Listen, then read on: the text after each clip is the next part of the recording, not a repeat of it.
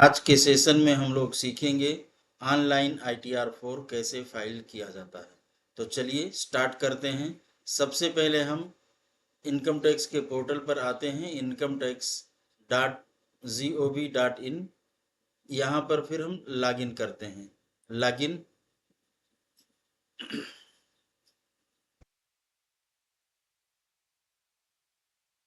के बाद में यहाँ पर हम लोग क्या करेंगे, अपना पैन फिल करेंगे। अब हम आगे इसको कंटिन्यू करेंगे। कंटिन्यू करने के बाद अपना पासवर्ड इस पे डालेंगे। आगे इसे कंटिन्यू करेंगे। कंटिन्यू करने के बाद ये ओपन होकर के आ जाएगा। यहाँ हम चलेंगे, सेलेक्ट करेंगे 25-26 ऑनलाइन कंटिन्यू। अब यहाँ हम स्टार्ट न्यू फाइलिंग पे क्लिक करेंगे। इंडिविजुअल है, ऑटो सेलेक्ट होकर के आता है। अगर आपको HUF या अदर्स की भरनी है तो उसको क्लिक करेंगे, नहीं तो इंडिविजुअल जाने देंगे। कंटिन्यू आ गया। यहाँ से हम लोग अपना फार्म सेलेक्ट करते हैं। अभी हमारे पास ITR-1 और 4। ITR-1 कैसे फिल किया जाता है ये हम लोग सीख चुके हैं। आज हम लोगों को सीखना है ITR-4 कैसे फाइल करते हैं। यहाँ हमने क्लिक किया, अब आगे आता है। अब आपको देखना है कि ITR-4 कौन व्यक्ति फाइल कर सकता है। लिखा है for individual, HUF and firm. कौन फाइल करेगा, वो इंडिविजुअल होना चाहिए, HUF होना चाहिए या फर्म होना चाहिए। लेकिन फर्म में भी लिमिटेड लायबिलिटी पार्टनरशिप नहीं इस फॉर्म को फिल कर सकती है। रेजिडेंट होना चाहिए और इनकी जो टोटल इनकम है 50 लाख तक ही होनी चाहिए, उससे ऊपर नहीं जाना चाहिए। इनकम कहाँ से है, from business and profession which is computed under section, जो कि प्रेजम्पटिव इनकम में आते हों। 44 AD, 44 ADA, 44 AE ये ऑडिट में कवर नहीं होते हों।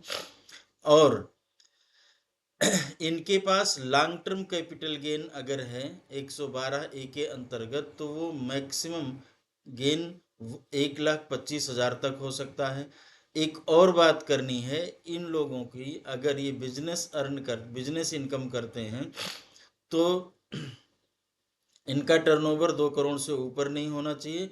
हाँ, 3 करोड़ तक हो सकता है अगर टोटल टर्नओवर का 5% से ज़्यादा कैश ना हो तो किया रह सकता है। और प्रोफेशन के केस में 50 लाख होना चाहिए टर्नओवर, इसको रिसीट भी बोलते हैं। जो टोटल रिसीट है 50 लाख होनी चाहिए। लेकिन अगर सब कैश में जो ट्रांजैक्शन हो रहे हैं वो 5% से ज़्यादा ना हो तो 75 लाख तक अलाउ है। अगर वो व्यक्ति, अब आगे पढ़ते हैं, कौन नहीं भर सकता, अगर वो व्यक्ति कंपनी में किसी डायरेक्टर है या उसने अनलिस्टेड इक्विटी शेयर में कुछ पैसा लगा रखा है या उसकी एग्रीकल्चरल इनकम 5,00,000 से ज़्यादा है या किसी उसने फॉरेन असेट में कुछ इन्वेस्टमेंट कर रखा, तो ये लोग इस ITR-4 फाइल नहीं कर सकते हैं। अब ये हमें समझ में आ गया कि कौन इसको फिल कर सकता है। तो हम आगे बढ़ते हैं, प्रोसीड विद ITR-4। अब हम सीखते हैं कि इसका प्रोसेस क्या होगा। अभी हमने सीखा कि लॉगिन कैसे करते हैं, फिर हमने सीखा कि कौन फिल कर सकता है। अब हम इसका फिल करने का प्रोसेस क्या होता है ये सीखने चल रहे हैं। तो चलिए इसे प्रोसीड पे क्लिक करते हैं। Let's get started. अब यहाँ पर आते हैं, आप ये रिटर्न क्यों भरना चाहते हैं ये बताना है। लिखा है please answer following question to proceed further. आप ये return, are you filing income tax return for any of the following reasons, आप इनमें से किस कारण से ITR फाइल कर रहे हैं। तो इस पर हम लोगों ने पिछली क्लास में डिटेल में डिस्कशन किया है। यहाँ पर देखेंगे taxable income more than basic exemption limit. अगर आप ओल्ड रिज्यूम पर सेलेक्ट किए हैं तो आपकी बेसिक एग्जम्पशन लिमिट क्या है, 2.5 लाख रुपए। और अगर न्यू आपने आप किया है तो आपकी बेसिक एग्जम्पशन लिमिट 3 लाख रुपए। अगर इसके ऊपर जाते हैं तो आपको रिटर्न फाइल करना होगा। या ये सब नीचे जो कारण इसमें नहीं है तो 7th प्रोवाइजो 139(1) में जो दिए गए उसमें किसी कारण से आप फिल करना पड़ रहा है, या आप अपने मन से किसी और कारणों से इसको फिल कर रहे हैं। तो हम यहाँ पर क्लिक करते हैं, आगे बढ़ते हैं। कंटिन्यू किया, लिखा है income tax return pre filled base on the information available. ये कुछ डेटा आपको प्रीफिल्ड अवेलेबल है। फिर हम यहाँ पर क्लिक करते हैं, फिर आते हैं ऊपर डिटेल, हमने जो भी उनकी पर्सनल डिटेल थी, नेचर ऑफ एम्प्लॉयमेंट देखना है क्या है, क्या ये इसमें कवर होते हैं। अगर कवर होते हैं तो ठीक, कोई पेंशनर हैं, कोई सेंट्रल गवर्नमेंट एम्प्लॉई हैं या क्या है। अगर अप्लीकेबल नहीं होता तो हम यहाँ नॉट अप्लीकेबल लिखेंगे। देखिए इस पर क्लिक होके आ रहा है, since nature of employment selected not applicable, schedule salary is grade of. अगर आपने ये क्लिक कर दिया है तो जो सैलरी का शेड्यूल है वो ग्रेड ऑफ हो जाएगा, मतलब आप सैलरी नहीं भर सकते हैं। तो हम इसको चाहें तो अगर सैलरी फिल करनी है तो हमें यहाँ पर जा करके अदर सेलेक्ट करना होगा, या अगर कोई गवर्नमेंट एम्प्लॉय वगैरह है तो उनकी बात अलग, उनका तो कॉलम दिया ही गया है। अदर अगर हमने सेलेक्ट कर लिया तो सैलरी का कॉलम ओपन होकर के आएगा, मतलब अगर वो व्यक्ति नौकरी नहीं करता है तो आप अदर्स नहीं सेलेक्ट करेंगे, नॉट अप्लीकेबल करेंगे। फिर आया आपका फाइलिंग सेक्शन, कब तक आप फाइलिंग सेक्शन किस सेक्शन में फाइल करना है।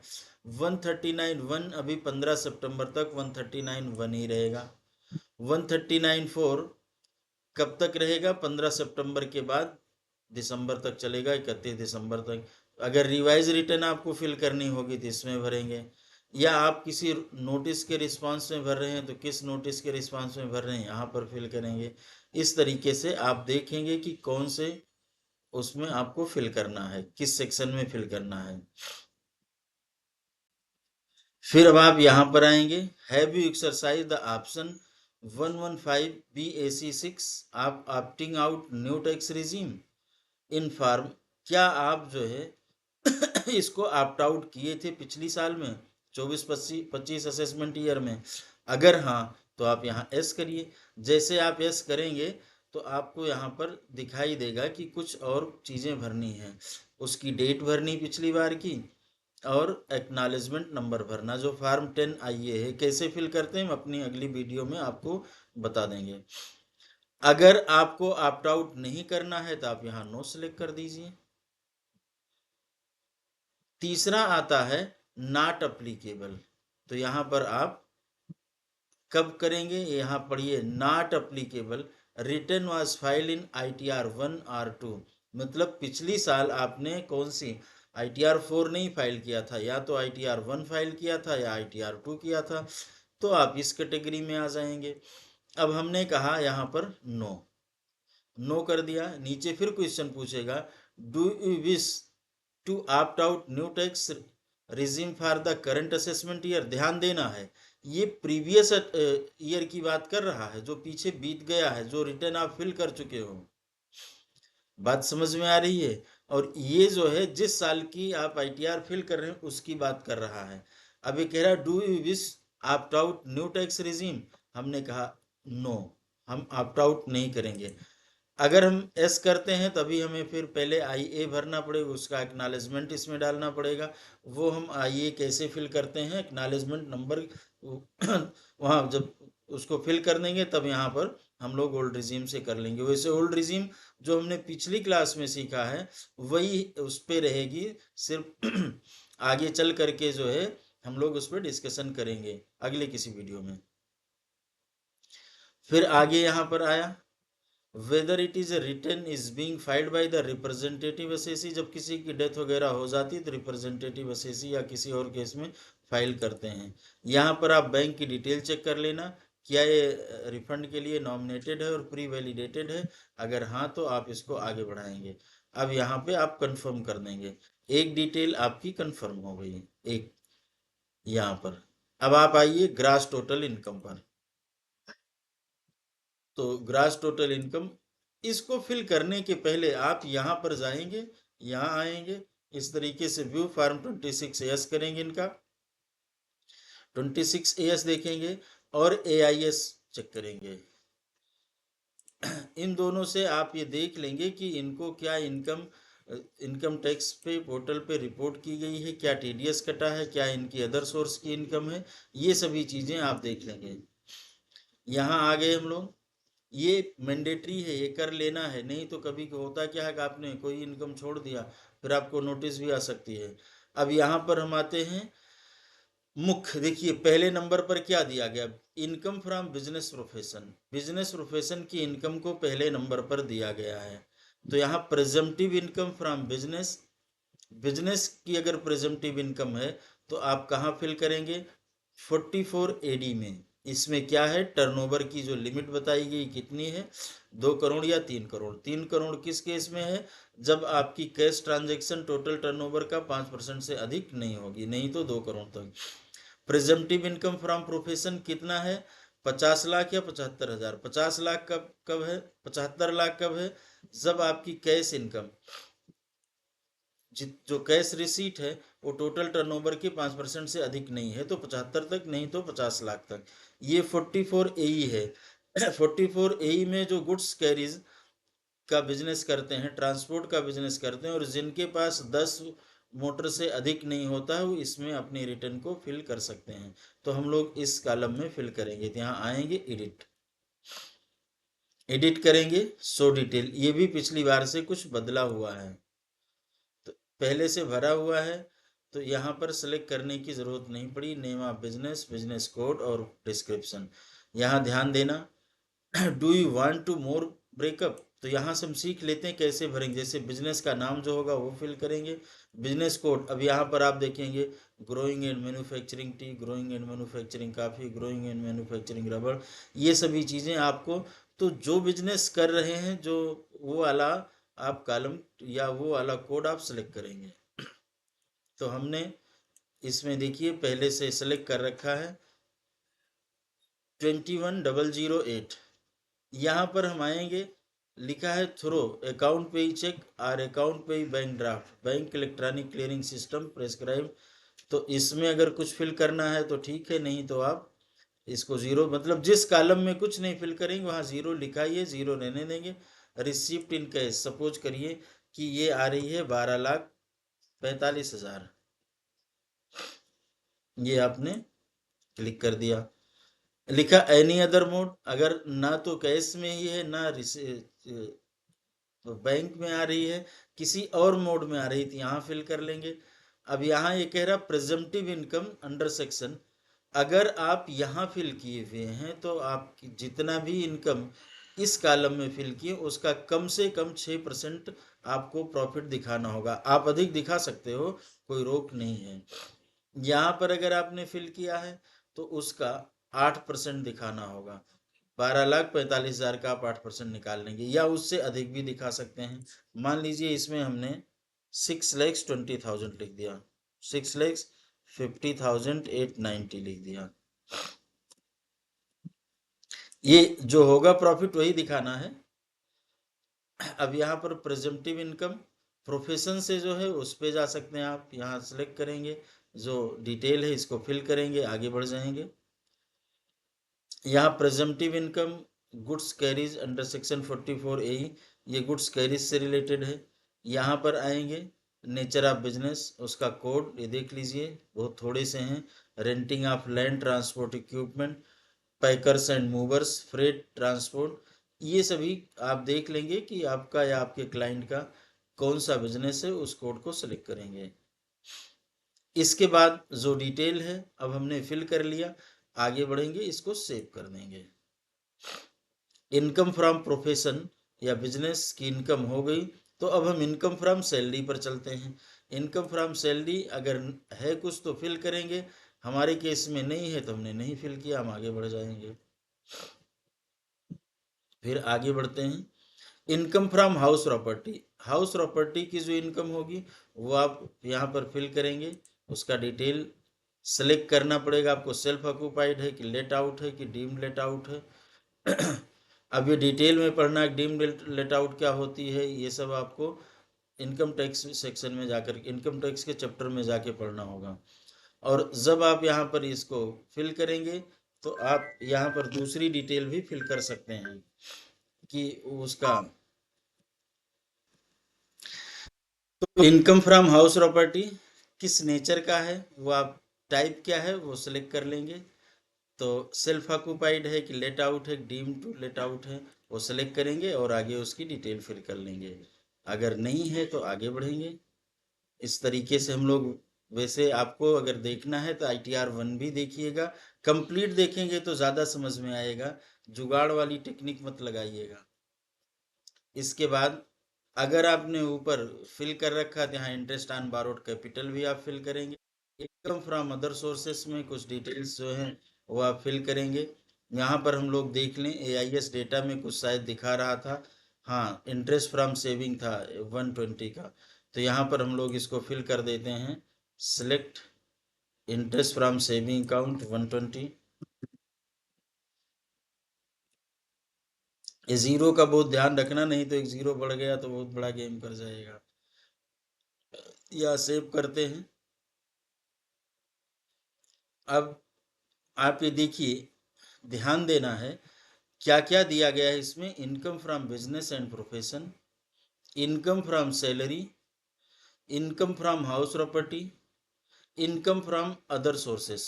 4 हेड दिए गए हैं, तो एक हेड बचा हुआ है कैपिटल गेन। कैपिटल गेन इसमें नहीं दिया गया है कहीं पर, मतलब कैपिटल गेन की अगर इनकम है तो ये फॉर्म नहीं फिल किया जा सकता है, एक्सेप्ट वन केस, कि अगर आपका लॉन्ग टर्म कैपिटल गेन 112 के अंतर्गत 111 ए के अंतर्गत अगर है तो आप उसको अभी एक आगे आएगा उस शेड्यूल में फिल कर सकते हैं, अदरवाइज कोई भी कैपिटल गेन यहाँ पर फिल नहीं किया जा सकता है। ये आपको ध्यान रखना है। अब इसको हम कंफर्म कर देते हैं, आगे बढ़ते हैं। अब यहाँ पर लिखा disclosure of exempt income. Exempt income का डिस्क्लोजर आपको यहाँ पर देना पड़ेगा, क्या क्या है, और दे दीजिए। देने से होता है भाई, टैक्स तो लगना नहीं है, अनायास में क्यों दिमाग लगाना कि नहीं नहीं हम इसको नहीं करेंगे। तो आप यहाँ पर अब आते हैं, यहाँ देख लीजिए आपको Sunday creditors, inventory, Sunday debtors और कैश, ये बैलेंसेस जरूर फिल करने हैं। अब ठीक है, आप बैलेंस शीट नहीं बना रहे, अगर बैलेंस शीट बनाते तो इसकी ज़रूरत ही क्या थी।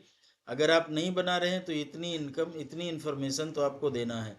अब आप ये कहेंगे कि मैं तो ऐसा काम करता हूँ इसमें इन्वेंट्री नहीं है, तो जीरो भर दीजिए।